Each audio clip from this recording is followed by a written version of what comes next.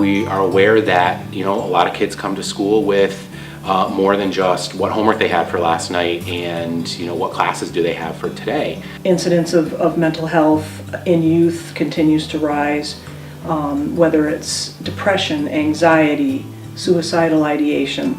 Our kids are dealing with more and more these days when it comes to 24-hour social media, and we need to be prepared both as a school district and a community to handle whatever comes our way. We see students who struggle with all sorts of mental health issues, from anxiety to trauma, and then those things play out in the classroom in the form of behaviors. Mental health is something that's not going away.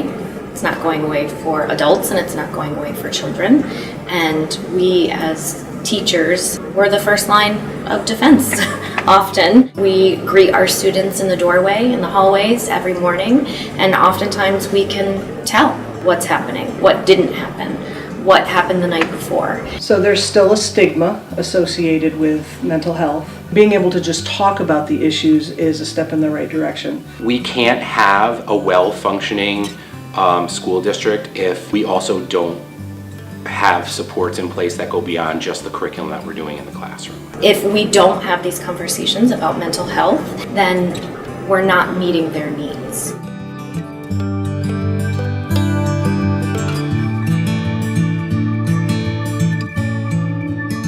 Right now we are about 75 members strong, and that includes staff, faculty, administration, representatives from the community, representatives from folks who work in different support agencies around the area. We came up with 4 different work groups. One is coordinated care, which really talks about how we wrap around and service students while they're in school and also what's available to them outside of school. We talked about trauma-informed instruction. We talked about mental health curriculum, which is the work directly from state ed.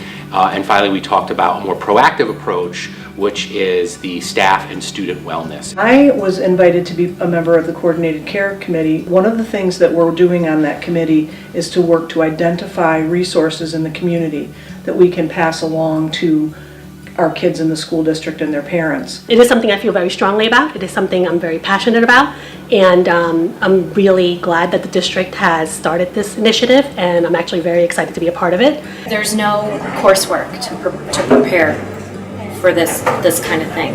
I'm not a social worker. I'm not a psychologist. I'm not necessarily trained to teach them breathing strategies or de-escalation procedures. This is where we're at right now, in our classrooms, in our buildings, and in our district. So the work of the task force is very important. What I think we're finding is more and more people are saying that they want to be a part of it because they're seeing that there is momentum behind the work that we're doing. We're really looking to have a consistent message and have consistent practices when we talk about these 4 different areas of wellness, coordinated care, curriculum, and trauma-informed instruction.